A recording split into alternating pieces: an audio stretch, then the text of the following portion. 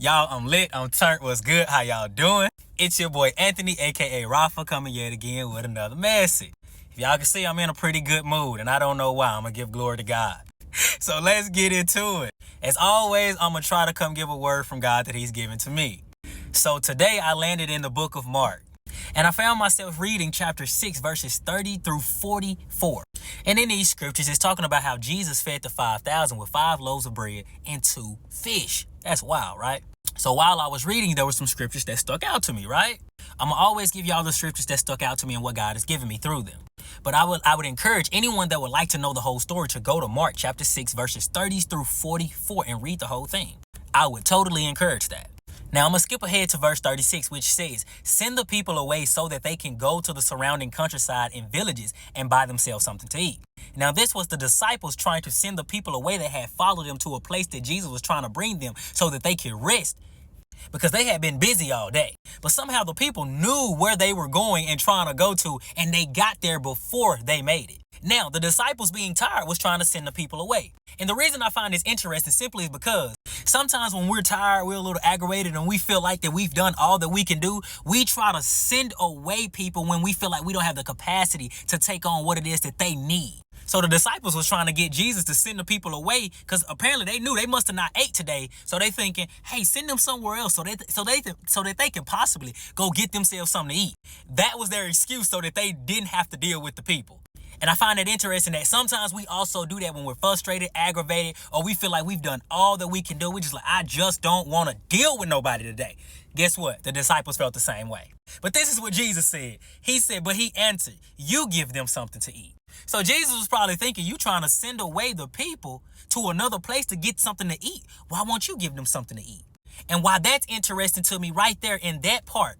Sometimes we as people, when we're trying to send people in other directions, or we think, oh, I can't help this person in that way. Oh, I can't love them the right way. Oh, I don't have any money to give. Oh, I don't have any food to give. I don't know how to help them. We try to send them in another direction.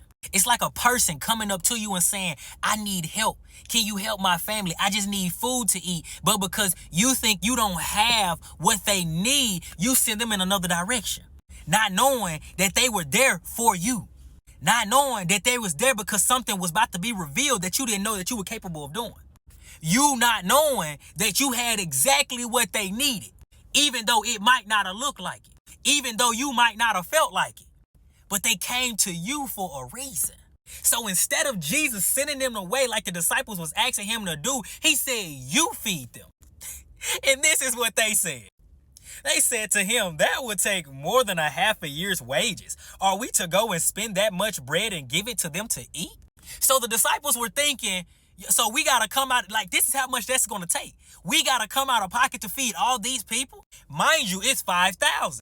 But what's interesting about this is sometimes we will miss what God is about to do or trying to do because we're thinking about what we have to do what he's asking us to do. When in all reality, he never said, oh, I didn't say go buy them something to eat. I said you feed them. So the disciples were thinking one thing versus what Jesus actually said. And sometimes God will ask us to do things, and us being human takes it out of context, and it's going against what he's actually asking us to do. We're not listening to what he's really saying. So Jesus says, how many loaves do you have? He asked, go and see. So they went and seen, and they told Jesus, we have 5 and 2 fish. So in the midst of this, Jesus directs the disciples on what to do with the people, right? On how he wants them to sit, how he wants them to put them together and all that different things. How it's all finna operate, how it's all finna work. And some people are probably thinking, even the disciples, how are we finna feed all these people with 5 loaves of bread and 2 fish?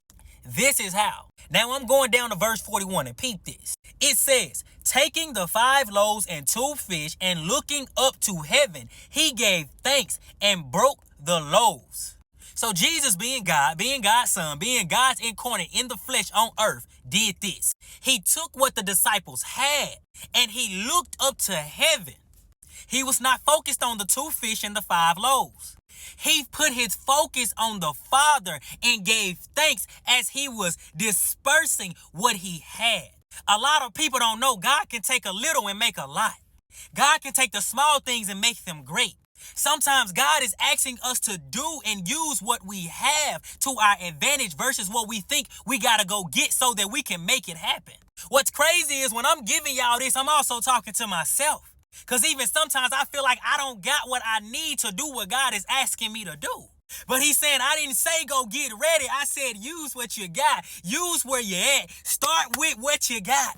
I know it might sound like I'm yelling, but y'all, I'm lit. Because if you read God's word for understanding that he's giving, you will see that it's deeper than just words on a piece of paper. But I want to get back to my point on how Jesus multiplied 5 loaves of bread and 2 pieces of fish. A lot of you are not multiplying what it is that you have simply because you're not giving thanks. Remember, Jesus looked up to heaven, had the bread in hand, fish in hand, but he gave thanks for the little that he had, and it multiplied into much. It multiplied into more. It multiplied into a number that was unfathomable to the average man. How can a person feed 5,000 people with 5 loaves of bread and 2 fish? If Jesus was not thankful, that wouldn't have happened. If it was up to the disciples to do it themselves, it would not have happened because they were thinking in the flesh. But Jesus, knowing who he was, knowing who his Father was, and knowing what he came to do, knew what he was capable of. Jesus was not focused on what he did not have. He looked up to heaven, looked up to the Father, and gave thanks for what he had in his hand to give and to disperse to all the people that was sitting before him that he had given instructions for the disciples to feed. So him being God multiplied the food and then gave it to the disciples to disperse to the people. Now I just want to say this. If it was up to the disciples, that blessing, that miracle that happened that we have documentation of would not have happened if it was up to the disciples. Because them being fleshly, them still being human, wanted to send away the very thing God was about to do in another direction. And sometimes us being human, us getting in our own way, us battling with our emotions will literally send away the thing God is trying to do because we not seeing it how he can see it. Or we think we're not equipped to fulfill it. Or we think we don't have the capacity to do what God is asking us to do because we tired. Or because we hungry. Or we think we don't have enough. Or that we may have to come out of pocket. But God is saying, use what you got. Why turn away those who are in need of something and you have exactly what they need? But in all that you do with the little that you have, give God thanks and watch it multiply. Some of you may be thinking I'm on my last $10. Some of you may be thinking I only got change to my name. Okay, then let that change you by giving thanks to God and watch it change. Give thanks to God for that $10 that you have and watch it multiply. Even if he leads you to give it to somebody else, they may need it more than you do. But you will see by giving thanks how God will multiply in your life. And it's not only through money. It can be in your last bite of a meal.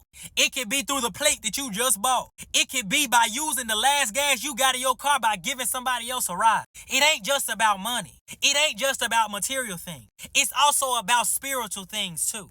So if you want to see God multiply in your life, you got to be willing to use what he's giving you, even if it seems like a little. And always put yourself in a place of thanksgiving, even if it don't make sense. That's the best time to be thankful. All the time is the time to be thankful. But your thanks should be exponential when it don't make sense. And you will see how God is willing to move in your life, how he's willing to move in others' lives, and what he's willing to do when you be obedient, even when it don't make sense. But that's all I have to say, good people. If you have not yet, be sure to like, subscribe, and share this video with somebody else.